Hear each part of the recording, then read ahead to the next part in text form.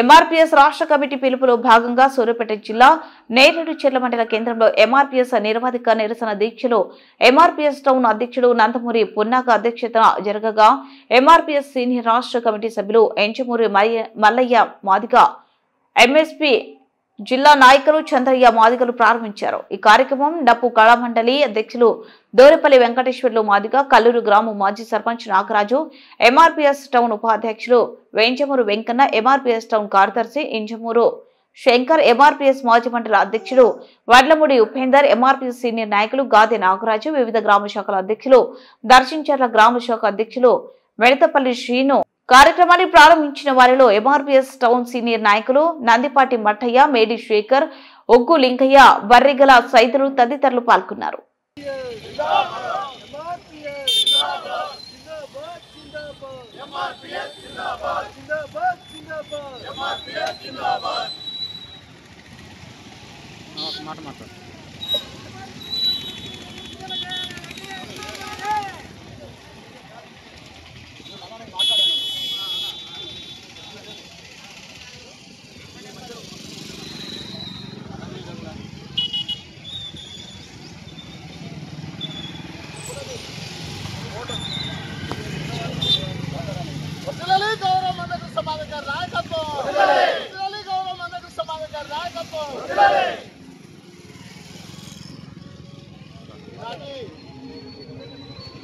రాష్ట్ర కమిటీ పిలుపులో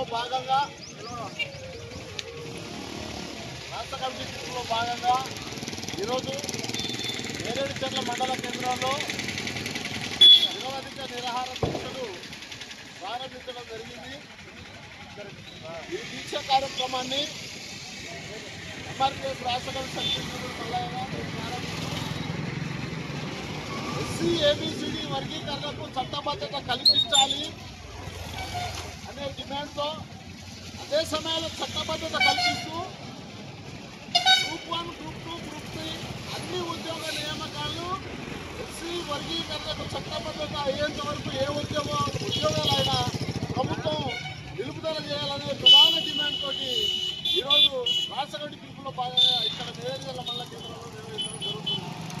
అయితే రాష్ట్ర ముఖ్యమంత్రి గారు ఎస్సీ ఏబిసిడి వర్గీకరణ కట్టుబడి ఉన్నా అని చెప్పి వారు ఆగస్టు 1వ తారీఖు నాడు సుప్రీంకోర్టు జడ్జిమెంట్ ఎప్పుడైతే వచ్చిందో అదే రోజు దేవాలయం లాంటి హిందూ శాసనసభలో ఎస్సీ వర్గీకరణకు అన్ని రాష్ట్రాల కంటే ముందు మేమే చేస్తాం, దానికి కట్టుబడి ఉన్నామని చెప్తూ అదేవిధంగా వర్గీకరణకు చట్టబద్ధత కల్పించేంత వరకు ఎటువంటి ఉద్యోగ నియామకాలు చేయరు అని చెప్పేసి శాసనసభ సాక్షిగా ప్రకటన చేసి ఈరోజు వారు గ్రూప్ 1, గ్రూప్ 2, గ్రూప్ 3 ఉద్యోగాలకు సంబంధించి మరి నియామకాలకు సంబంధించినటువంటి నోటిఫికేషన్ అది రిజల్ట్ ఇచ్చి నియామకాలు చేసే పరిస్థితి కనబడుతుంది।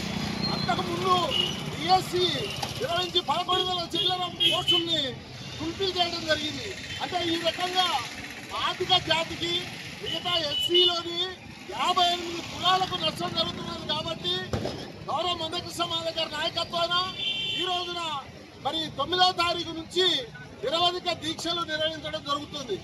అయ్యా ఇప్పుడు మీ చేతిలో అస్త్రం ఉన్నది, దాన్ని సరిగా సంధించాల్సిన బాధ్యత కూడా రాష్ట్ర ముఖ్యమంత్రిగా మీకున్నది। ఎందుకంటే మీరే ప్రకటన చేసిర్రు మాదిగలకు నేను మాదిగలను ఎంతో అన్ని రంగాల్లో ముందెచ్చింది మాదిగలకు నేను రుణపడి ఉన్న మాదిగల కోసం ఎంత త్యాగాలకు సిద్ధంగా ఉన్నా అని చెప్పి మీరు అనేక సందర్భాలను చెప్పిర్రు। మరి ఆ మాట నిలబెట్టుకోవాలి। నిలబెట్టుకున్న వాళ్ళు చరిత్రలో నిలిచిపోతారు, నిలబెట్టుకోకపోతే అది మీరు ఇక్కడికి వదిలేస్తున్నారు సార్। ఇంకోటి ఏంటంటే ఇవాళ 1999లో ఉమ్మడి ఆంధ్రప్రదేశ్లో డైనమిక్ లీడర్ ఆంధ్రప్రదేశ్